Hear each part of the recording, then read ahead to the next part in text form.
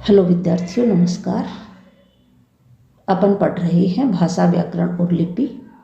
भाषा और व्याकरण को पीछे की वीडियो में अपन ने जाना। इस वीडियो में जानते हैं लिपि के विषय में। तो लिपि की परिभाषा है भाषा के मौखिक रूप को अंकित करने के लिए जो चिन्ह बने होते हैं उन्हें लिपि कहते हैं। प्रत्येक भाषा की अपनी लिपि होती है, जैसे ये नीचे उदाहरण दिए हुए हैं। यहाँ पर जो चिन्ह शब्द है इसको आप ठीक कर लेना। चिन्ह जो होता है इस प्रकार से लिखा जाता है। हिंदी, मराठी, नेपाली और संस्कृत, इनकी जो भाषा होती है, इन भाषाओं की जो लिपि होती है वो होती है देवनागरी।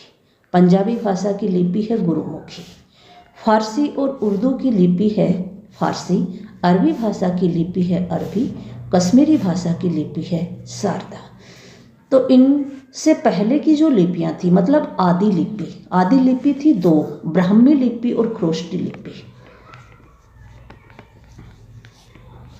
ब्राह्मी लिपि तथा दूसरी थी खरोष्टी। ये आदि लिपियां हैं। तो देवनागरी जो लिपि है उसका विकास जो है वो ब्राह्मी लिपि से ही हुआ है। तो परीक्षा में प्रश्न पूछा जा सकता है कि हिंदी की आदि लिपि कौन सी है। तो हिंदी की आदि लिपि ब्राह्मी है।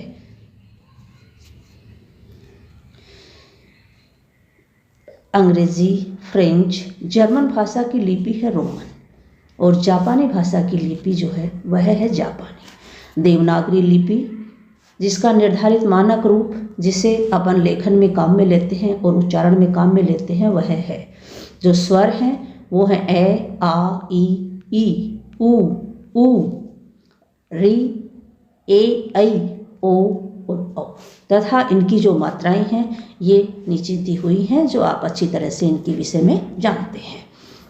इसके बाद में आता है अनुस्वार।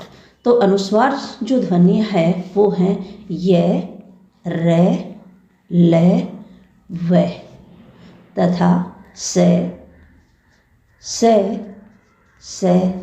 और है। व्यंजनों से पूर्व आने वाली नासिक की ध्वनि अनुस्वार कहलाती है।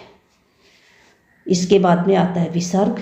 विसर्ग हिंदी में अयोग वह ध्वनि कहलाती है और ये इस प्रकार से दो बिंदी के रूप में लिखा जाता है।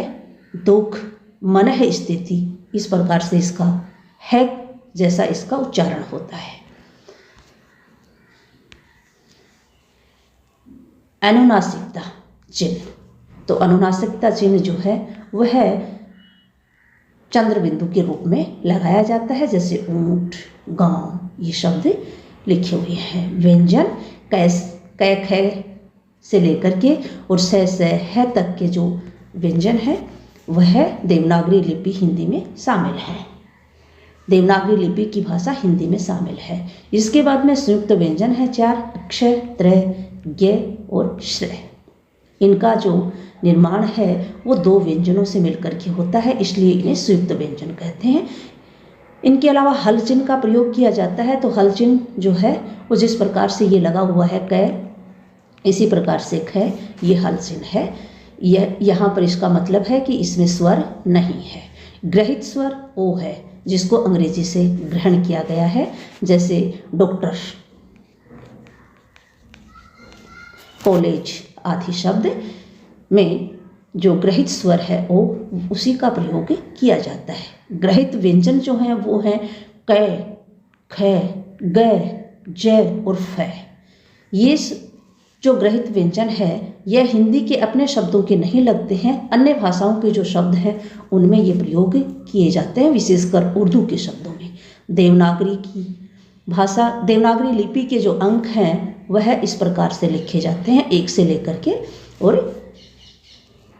10 तक, यानी 0 हो गया। और यही जो देवनागरी के अंक है इनका भारतीय अंकों का अंतर्राष्ट्रीय जो मानक रूप है वह है जो अपन रोजमर्रा काम में लेते हैं वह है।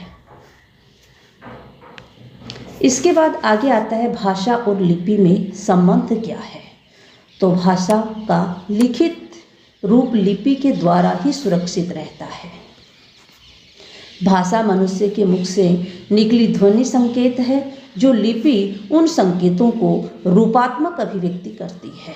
भाषा और लिपि साम्य और वैषम्य भी हो सकती हैं, परंतु दोनों भावों और विचारों की वाहक होती हैं। चाहे भाषा और लिपि में समानता हो और चाहे इनमें विषमता हो, लेकिन दोनों का कार्य एक ही है, ये भावों और विचारों की वाहक होती है।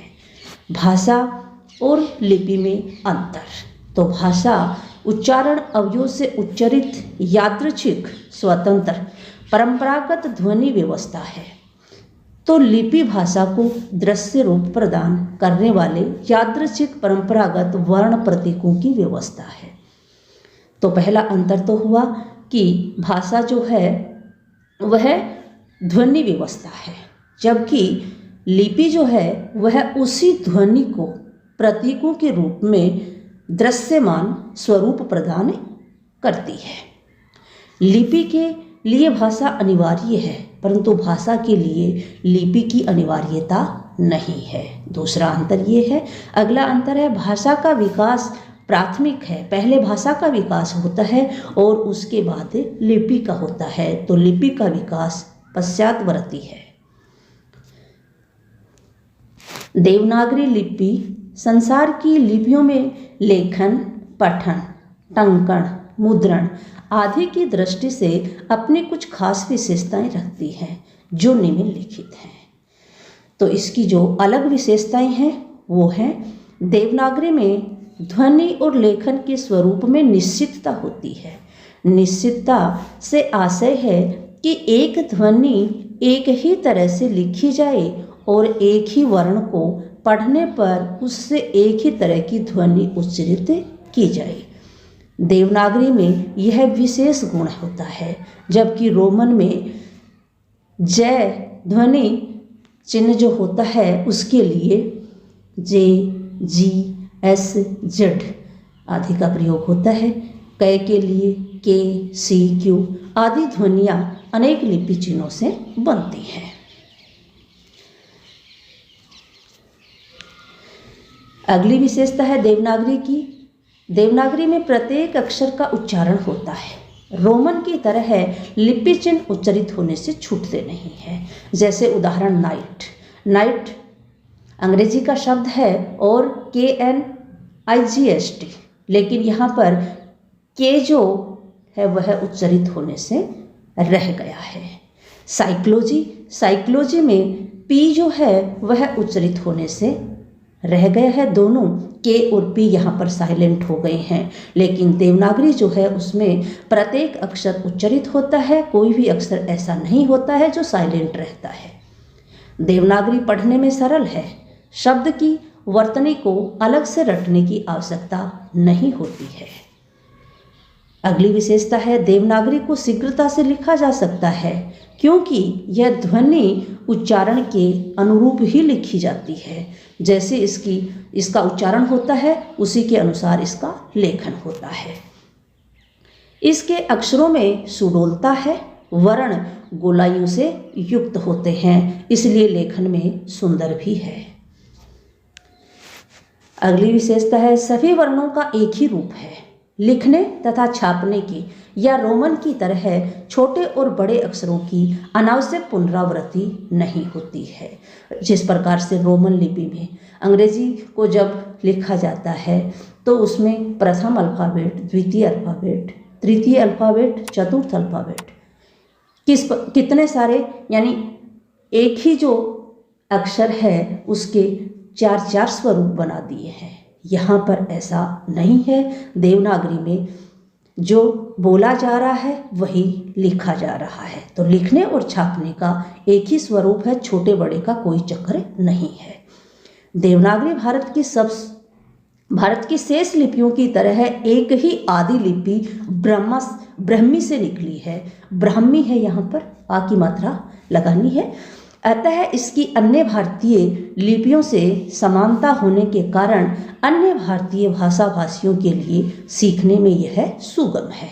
तो भारोपीय परिवार की सभी भाषाओं की आदि लिपि ब्राह्मी है और देवनागरी भाषा की आदि लिपि भी ब्राह्मी है, इसलिए अन्य जो भाषाएं हैं उन्हें पढ़ना भी सुगम हो जाता है। भारत का प्राचीन साहित्य देवनागरी लिपि में होने के कारण प्राचीन साहित्य को मूल रूप से पढ़ने में यह सुगमता प्रदान करती है। तो धन्यवाद विद्यार्थियों, आज की इस वीडियो में इतना ही। अगर वीडियो अच्छा लगा हो तो चैनल को सब्सक्राइब कर लेना और बेल आइकन भी प्रेस कर लेना।